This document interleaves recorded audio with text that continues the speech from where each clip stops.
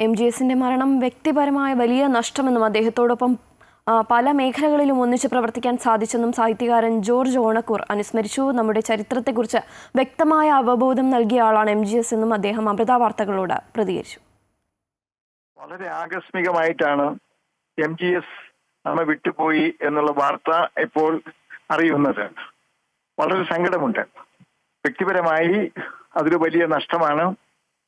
കാരണം അദ്ദേഹത്തോടൊത്ത് പല മേഖലകളിൽ പ്രവർത്തിക്കാനും പല പ്രസംഗവേദികളിൽ ഒപ്പമുണ്ടാകാനും അദ്ദേഹം നടന്ന ചരിത്രവീഥികളിൽ പിന്നാലെ സഞ്ചരിക്കാനും ഒക്കെ ധാരാളം അവസരമുണ്ടായിട്ടുള്ള ഒരാളാണ്, ഒരു സഹപ്രവർത്തകനാണ്, ഒരു എളിയ സ്നേഹിതനാണ് ഞാൻ.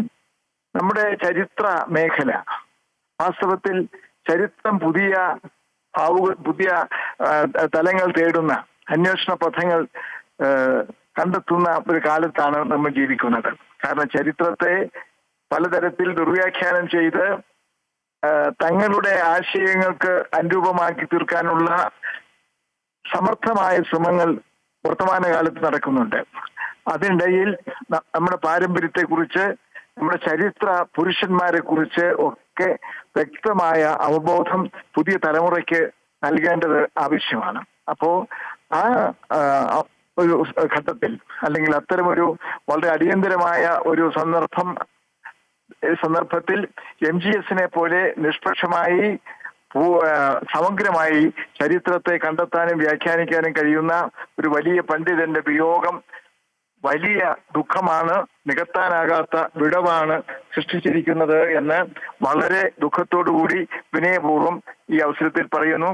MGSന്റെ നിര്യാണത്തിൽ എന്റെ ഹൃദയംഗമമായ ദുഃഖം ആ വേർപാടിലുള്ള അത് നികത്താനാകാത്തതാണ് എന്നുള്ള ബോധ്യത്തോടു കൂടി ഞാൻ പറയുകയാണ്. ഈ അവസരത്തിൽ അറിയിക്കാൻ ഞാൻ ആഗ്രഹിക്കുന്നു. സാഹിത്യത്തിന് വാസ്തവത്തിൽ ചരിത്രത്തോട് അഗാധമായ ബന്ധമുണ്ട്. ചരിത്രമില്ലെങ്കിൽ സാഹിത്യമില്ല. അല്ലെങ്കിൽ ഇന്നത്തെ സാഹിത്യമാണ് നാളത്തെ ചരിത്രം ആകുന്നത്.